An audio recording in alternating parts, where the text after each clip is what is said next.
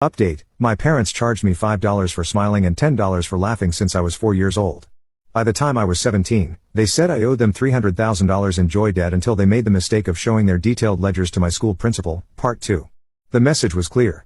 Associating with me came with a price. I ate lunch alone in the bathroom stall.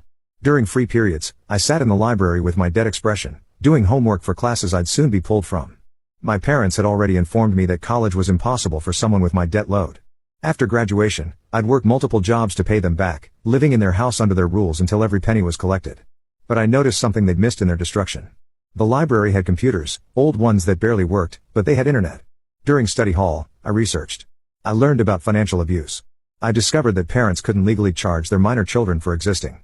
I found out that opening credit cards in your child's name was identity theft, not parenting.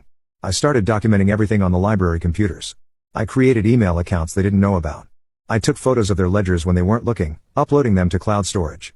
I'm really curious about this whole debt system the parents created.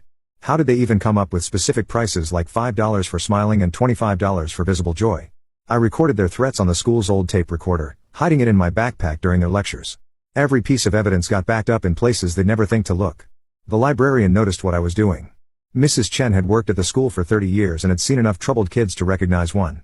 She started staying late, keeping the library open an extra hour so I could finish my research. She never asked questions, just occasionally left printouts about emancipation law on my desk. My parents escalated when they realized I wasn't breaking. The physical punishments got worse. They made me kneel on rice while reciting my debt. They took away my mattress so I slept on the floor. They stopped letting me shower more than once a week. When I still didn't cry or beg, they got creative. They started inviting people over to witness my corrections. Church members, neighbors, their coworkers. They'd make me stand in the living room while they explained my crimes, showing off their detailed spreadsheets of my emotional theft. Some visitors looked uncomfortable, others nodded along, praising them for their firm hand with such a difficult child. One visitor changed everything. Mr. Rodriguez from their old debt collection agency came for dinner. While my parents showed off their records, I saw his expression shift. He recognized their methods, their language, their obsessive documentation. These weren't concerned parents. These were collectors who'd found the perfect mark, their own child. He asked to use the bathroom and slipped me his business card on the way. On the back, he'd written, "Document everything. Build your case. The law is on your side."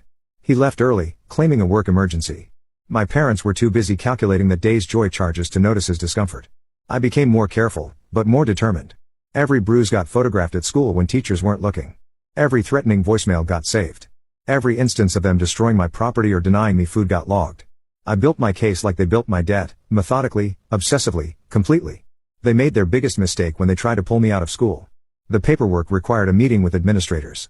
They sat across from the principal,